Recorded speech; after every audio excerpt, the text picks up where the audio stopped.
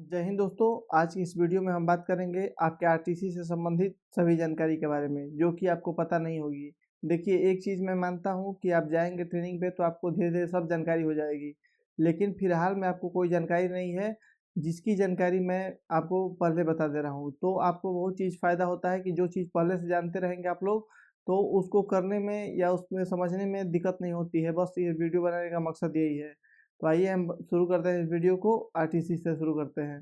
सबसे पहला पॉइंट तो ये है कि जेटीसी में आप लोग जाएंगे तो जेटीसी के बाद से आरटीसी भेजने के लिए आपको घर नहीं आने दिया जाएगा। ऐसा नहीं होता कि आप लोग जेटीसी कर रहे हैं, वहाँ से फिर आप घर जाएंगे अपने, फिर वहाँ से आपको आरटीसी पे जाना है, ऐसा नहीं होता।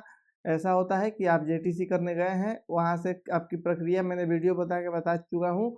नहीं देखे हैं तो पहले वीडियो वो भी देख लीजिए, जेटीसी की पूरा डिटेल बताया हूँ। तो उसके बाद से आपको आरटीसी में भेज दिया जाता है। जेटीसी में बात करें तो हर एक चीज़ मैंने कवर किया है। अगर देखा जाए कि जो भी कागजी कार्रवाई आपका हो गया या थोड़ा बहुत पीटी परेड हो गया, वर्दी सिलवाना हो गया, ये सारा कार्य प्रक्रिया आपका जेटीसी में होता है। लेकिन आरटीसी में क्या होता है, आरटीसी में बिल्कुल अलग होता है। आरटीसी में जेटीसी जैसा कुछ नहीं होता। वहाँ ये मान के चला जाता है कि आपको सब कुछ आता है, नॉर्मल चीज़ आता है। बाकी वहाँ आपकी ट्रेनिंग होती है, जो प्रॉपर ट्रेनिंग होती है वो होती है। इस बार आरटीसी का ट्रेनिंग 9 महीने का होने वाला है। पिछले बार 6 महीने का था, लेकिन अब 9 महीने का ट्रेनिंग होने वाला है आरटीसी का आपका। तो काफ़ी लंबा और धीरे-धीरे सिखाया जाएगा आपको, तो दिक्कत भी नहीं होगी आपको। लेकिन टाइमिंग बढ़ जाने की वजह से थोड़ा-सा ये मान सकता हूँ समस्या है, लेकिन कोई दिक्कत नहीं, वहाँ पे जाएँगे मन लग जाता है आरटीसी में। तो देखिए, आरटीसी में क्या होता है, जैसे जेटीसी में बहुत जगह ऐसा होगा है कि जेटीसी आपका कहीं हुआ उससे ज़्यादा दूर 300 किलोमीटर 400 किलोमीटर दूर आपको आरटीसी के लिए भेज दिया जाएगा। तो वहाँ पे क्या होता है कि जो आप जैसे पहले दिन जाएँगे आरटीसी में, तो आरटीसी में बिल्कुल अलग अनुभव आपको होगा। क्या होगा वहाँ पे, जैसे आप जाते हैं आरटीसी में तो जैसे बस से उतरते हैं तो आपको बहुत ही टाइट वहाँ पे फिजिकल कराया जाएगा उतरने के साथ ही। हमेशा होता है क्योंकि इसी वजह से आप में डर पैदा हो जाता है। जब आरटीसी जेटीसी से आप आरटीसी में जाएँगे, बस से उतरेंगे जैसे, तो बस से उतरेंगे तो आपको बिल्कुल टाइट फिजिकल कराया जाएगा। इस बात का ध्यान रखेंगे, डरना नहीं है।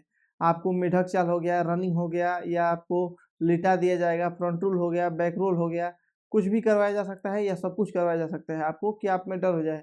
आपको भूख लगी है, आप थके-हारे हैं, बस से उतरे हैं, आप कहाँ से आए हैं, आप फ्रेश हुए हैं कि नहीं हुए हैं, नहाए हैं कि नहीं नहाए, कुछ मतलब नहीं। आप उतरेंगे तो सबसे पहला काम यही किया जाएगा, और वो भी प्यार से नहीं, बहुत ही डाँट-डपट के किया जाएगा कि आपके अंदर वो डर पैदा हो जाए कि आप लोग पूरी ट्रेनिंग में इस अनुशासन को बनाए रखेंगे। यही इसका मकसद होता है।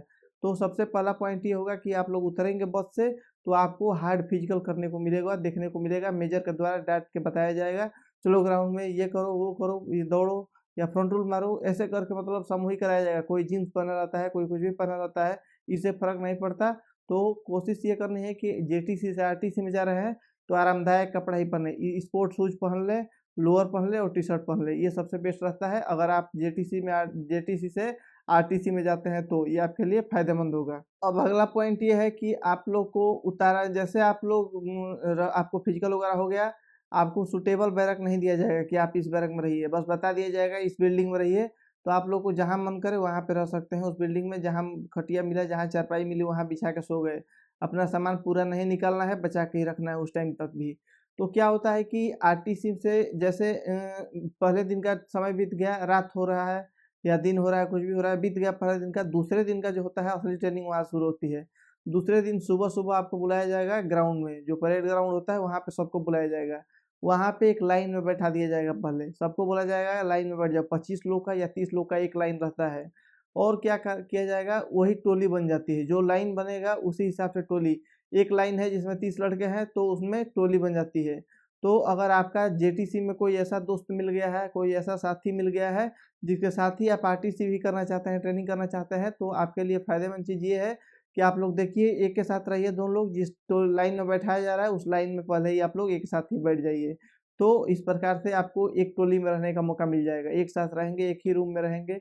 इस टाइप से मतलब बहुत फ़ायदा मिलेगा, आप लोग साथ में ट्रेनिंग कर पाएँगे। ये चीज़ होता है आपको टोली बाँटने के समय। तो सबसे दूसरे दिन का पहला टाइम जो होगा, ग्राउंड में बुला के मेजर के द्वारा एक लाइन में बैठा दिया जाएगा। लाइन में बैठाने के बाद से वही एक लाइन, एक टोली हो गई। अगर 10 लाइन हो रही है, 20 लाइन हो रही है, 25 लाइन हो रही है, 15 लाइन हो रही है, तो 15 टोलियाँ हो गई, 10 टोली हो गई, उस हिसाब से टोली हो जाती है सबसे पहले। उसके बाद से हर एक लाइन पे एक आईटीआई और एक पीटीआई नियुक्त कर दिया जाता है, जिसको कि उस्ताद भी बोला जाता है। आप लोग समझ जाएंगे ये भाषा पुलिस की है।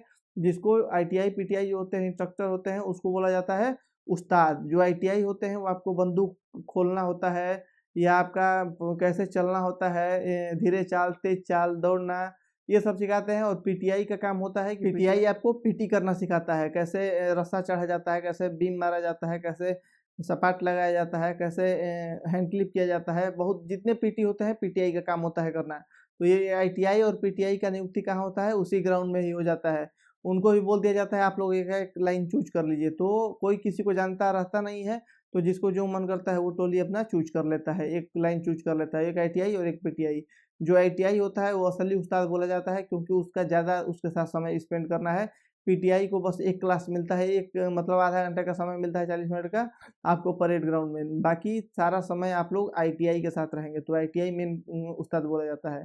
तो आप लोग दो चीज़ समझ गए यहाँ पे, आपकी टोली बट गई, आपको आपका उस्ताद मिल गया, दो उस्ताद मिल गए, आईटीआई और पीटीआई मिल गए। दो चीज़ हो गई, सुबह सुबह की बात है। अब देखिए जैसे आपकी टोली बट गई तो उसके हिसाब से आपका क्या होगा कि आपका बैरक नंबर मिलेगा। जैसे टोली नंबर 1 का बैरक नंबर 1 में रहेगा, टोली नंबर 2 बैरक नंबर 2 में रहेगा, तो बैरक भी मिल जाता है, अस्थाई बैरक आपका मिल जाता है। उस बैरक में जो आईटीआई होता है उसका काम होता है, जो आईटीआई नियुक्त हुआ था है उसका काम होता है जाएगा, और आपका जो भी टोली नंबर होगा, लंबाई के हिसाब से टोली बनती है। जो लंबा सबसे लंबा रहता है वो चेस्ट नंबर 1 हो जाता है, जो दो थोड़ा छोटा होता है चेस्ट नंबर 2 हो जाता है। चेस्ट नंबर ही पहचान होती है, चेस्ट नंबर आगे बताएंगे आपको। तो क्या होता है, चेस्ट नंबर 1 होता है बिल्ला जैसा होता है, आपके यहाँ चेस्ट पे लगाया जाता है। वहाँ पे chest number 1, chest number 2, chest number 3, जो सबसे लंबा रहता है वो चेस्ट नंबर 1 होता है, सबसे छोटा वाला होता है, सबसे चेस्ट नंबर 25 होगा वो उसका। तो इस प्रकार से होता है। तो आईटीआई के ऊपर है कि जाता है आपके बैरक में और जाके बता देगा। बेड तो लगा रहेगा, चारपाई लाइन से लगा रहेगा, आपको मैंने वीडियो में बताया है, दिखाया भी है, उस वीडियो को देख लीजिए। तो उस बेड के हिसाब से बता देगा कि ये बैरक एक चेस्ट नंबर 1 इस बेड पे रहेगा, चेस्ट नंबर 2 इस बेड पे रहेगा। ऐसे सीरियलिटी से वो बांट देगा, आईटीआई जो होता है आपका बांट देता है।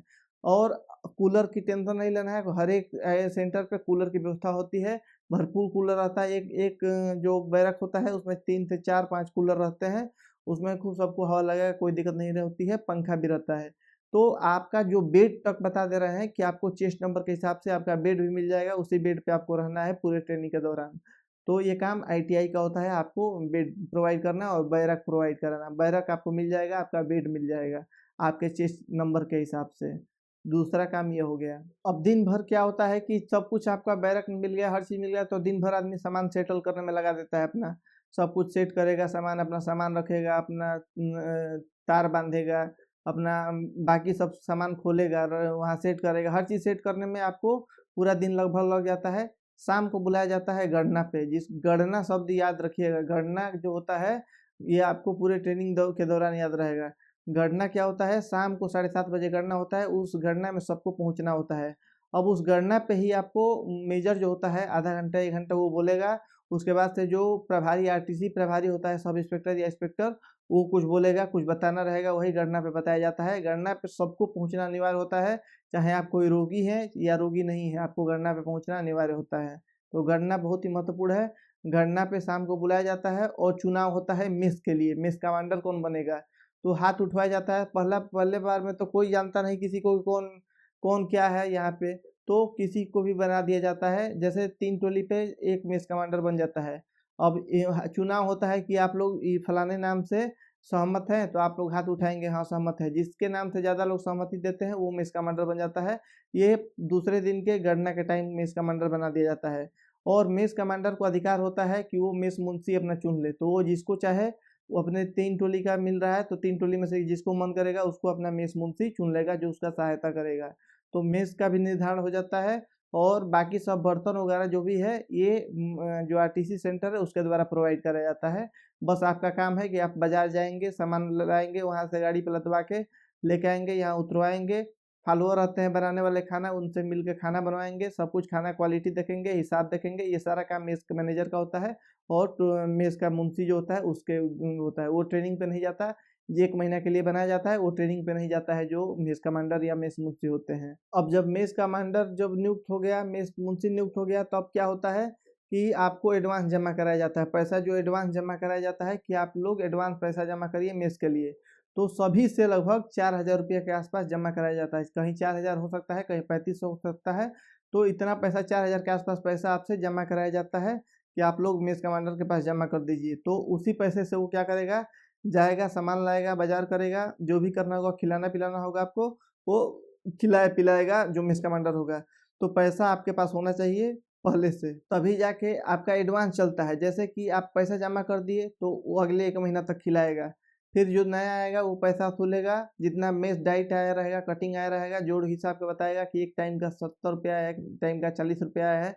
तो इस हिसाब से जोड़कर दोनों टाइम का 2 टाइम खाना मिलता है, तो 40 दूना 80 रुपये हो गए। तो 80 तिया 2400 रुपया एक आदमी का डाइट आया है। तो आप लोग अगले महीना जितना डाइट आता है उतना ही पैसा आपको पे करना पड़ता है। तो पहले महीने दिक्कत होता है, दूसरे महीने सैलरी आने लगती है तो कोई दिक्कत नहीं होता है। तो इस प्रकार से मेस का संचालन होता रहता है और पैसा आपको जमा करना रहता है पहले महीना एडवांस में।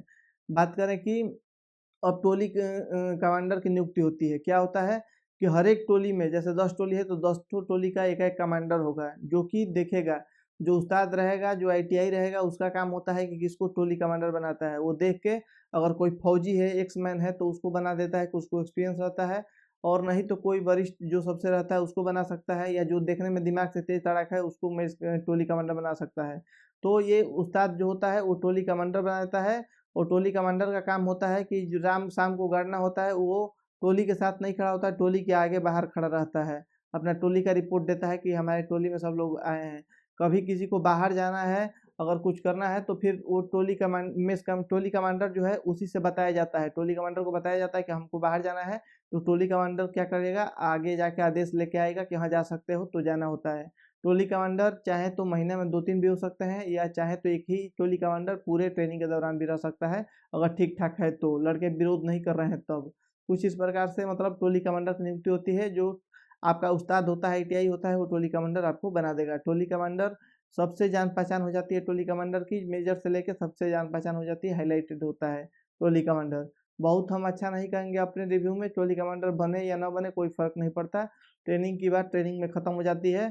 टोली कमांडर का काम बस इतना ही होता है कि उसको उस्ताद जानता है, बढ़िया से जानता है, उसको मेजर जानता है, आरटीसी प्रभारी जानता है, और सारा रिपोर्ट जाके बताना होता है अपने उस्ताद को, टोली कमांडर का ही काम होता है। तो ये पॉइंट भी आप लोग समझ गए, टोली कमांडर वाला भी। अब आपसे क्या होता है कि जेटीसी में क्या होता है कि जेटीसी में आपको पैसा जमा करा के और आपका जो वर्दी सिलवाया जाता है। तो आरटीसी में भी होता है, ऐसा नहीं कि 2 वर्दी जेटीसी में हो गया तो वहीं से काम हो गया। आरटीसी में जाएँगे आप लोग तो वहाँ पे भी आपसे पैसा जमा कराया जाएगा, और आपसे आपकी वर्दी की नाप दिलवाई जाएगी और वर्दी सिलवाया जाएगा। इसके अलावा आपको आरटीसी में पैसा जमा कराया जाएगा किस चीज़ का, एक हाफ पैंट और एक टी-शर्ट का, बनियान जैसा होता है। उस बनियान पे जैसे ये लोगो छपा है ना, ऐसे ही लोगो छपा रहता है, उसपे चेस्ट नंबर आपका, जो चेस्ट नंबर रहेगा, चेस्ट नंबर छपा रहेगा। तो इसका भी पैसा जमा कराया जाएगा, बनियान और हाफ पैंट का भी, जिस पे आप लोग सोशल करते हैं, पीटी करते हैं, और आपका एक वर्दी और या 2 वर्दी और सिलवाया जाएगा, वहाँ पे आरटीसी में भी। तो आप ये सब पैसा आपके पास पहले से होना चाहिए। इसके अलावा एक चेस्ट नंबर जो मैंने आपको बताया ना, जो लंबाई के हिसाब से चेस्ट नंबर मिलता है, तो चेस्ट नंबर के हिसाब से भी अब क्या होगा कि आपको बिल्ला बनेगा। एक कपड़ा का बनता है, बिल्ला जैसा होता है, पिन लगा के यहाँ पे लगा दिया जाता है, तो उस पे चेस्ट नंबर लिखा रहता है। जैसे मेरा था 236, तो 236 जो होगा तो 236 नंबर उस पे लिखा रहेगा, 236 लिखा रहेगा, और उसी को लगा के इस पे हम लोग ट्रेनिंग में करेंगे, ग्राउंड में जाएँगे, परेड में जाएँगे, सोशल में जाएँगे, कहीं भी जाएँगे तो उसको लगा के ही जाना है। और जो गंजी बनियान छपा रहता है उस पे तो नंबर लिखा ही रहता है, तो उसका भी पैसा जमा कराया जाता है, 50-100 रुपया लगता है। तो उसका जो चेस्ट नंबर होता है उसको भी छपवा के और मंगाया जाता है सामूहिक रूप से। आप अपने टोली कमांडर से जाके उसको प्राप्त कर लेंगे। कोई भी सामान बाँटना होता है तो टोली कमांडर को बुलाकर दे दिया जाता है। टोली कमांडर क्या होता है, अपने टोली में बाँट देता है। इस प्रकार से एक रूटीन बना होता है, जिससे बहुत फ़ायदा होता है और आराम से मिल भी जाता है कोई भी सामान। इसके अलावा आपसे सोशल के लिए एक बाल्टी और एक खुरपी खरीदवाया जाता है। जो एक स्टील की बाल्टी होती है ना, वो स्टील की बाल्टी खरीदवाई जाती है, और एक खुरपी खरीदना होता है, पर्सनल खरीदना होता है। तो इसका भी पैसा जमा कराया जाता है। आपसे बाल्टी और खुरपी का पैसा जमा कराया जाएगा और खरीद के दे दिया जाएगा। अपने बाल्टी और खुरपी पे निशान लगा लेंगे कि हाँ, हमारा ये निशान है, पहचान लीजिए जिससे आप लोग। तो ग्राउंड में पानी डालना हो गया, जो परेड ग्राउंड हो गया वहाँ पे अलाइनमेंट बनाना हो गया, या कहीं सोशल में उसमें ईंटा पत्थर मतलब भरना हो गया छोटा छोटा, घास फूस में सफाई कर रहे हैं उसको सफाई करके कुछ कचरा उसमें डालना हो गया, तो ये सारा का सारा काम उस बाल्टी के द्वारा होता है और खुरपी के द्वारा होता है। खुरपी से बोला जाएगा घास निकालो बैठ के, लोग घास निकालते हैं धीरे धीरे टाइम पास करते हैं उसी में। तो खुरपी और बाल्टी भी होता है, आपको ट्रेनिंग के दौरान खरीदवाया जाएगा पैसा जमा करा के एक सबके लिए। इसके अलावा सबको एक तरह का बेडशीट खरीदने के लिए बोला जाएगा। इसमें भी क्या होता है, अपने टोली कमांडर के पास पैसा जमा करेंगे आप लोग और एक टाइप का बेडशीट, सफ़ेद बेडशीट सब लोग को खरीदवा दिया जाएगा। तो आप लोग जो परेड पे जा रहे हैं तो जाने से पहले आपका बिस्तर जो होता है एकदम बिल्कुल क्लीन होना चाहिए, उस पे कोई सामान नहीं रहना चाहिए और उसके ऊपर क्या होता है बेडशीट बिछा होना चाहिए सफ़ेद कलर का। तो कभी भी मेजर आके चेक कर सकता है, आरटीसी प्रभारी आके चेक कर सकता है आपका बैरक कि आपके बैरक में सबका बना है कि नहीं बना है, सेम टू सेम बिस्तर बना है कि नहीं बना है। अगर नहीं बन रहा है तो फिर अगर आप मान लीजिए लापरवाही कर रहे हैं, नहीं बना रहे हैं, अपने जैसे है वैसे छोड़ के जा रहे हैं, तो फिर आपको सज़ा मिल सकती है इस पे कि हाँ, ये चेस्ट नंबर इतना है, इसका नहीं बेड सही नहीं है, तो इसको सज़ा मिलेगी। या चाहे टोली कमांडर तो जाके उस्ताद से शिकायत कर सकता है कि ये फलाना आदमी है, ये अपना बेड सही नहीं करके आता है, सफ़ेद चादर बिछा के नहीं आता है उस पे। तो वो शिकायत करेगा फिर भी आपको सज़ा मिल जाएगी। तो आपको ये सारा का सारा चीज़ खरीदवाया जाएगा वहाँ पे। तो मिला-जुला के कहने का मतलब ये है कि आपके पास पैसा होना चाहिए। मतलब ऐसा नहीं है कि आप लोग 5,000 रुपए लेके चले गए तो आपका काम हो जाएगा। कम से कम ट्रेनिंग में आरटीसी में जेटीसी में जा रहे हैं तो 10,000 और आरटीसी में जाना है तो कम से कम 12 से 15,000 रुपया के बीच में आपके पास होना चाहिए, जिससे कि सामान जो भी खरीदना है तो आपको खरीद सकते हैं, आसानी होगी। बाकी अगर आप लोग कहेंगे कि ये आरटीसी के ऊपर एक डिटेल्स वीडियो बनाइए कि आरटीसी में होता कैसे क्या है, तो उस पे भी मैं वीडियो बना दे रहा हूँ। अगर कहेंगे तो कमेंट करेंगे तब बनाऊँगा।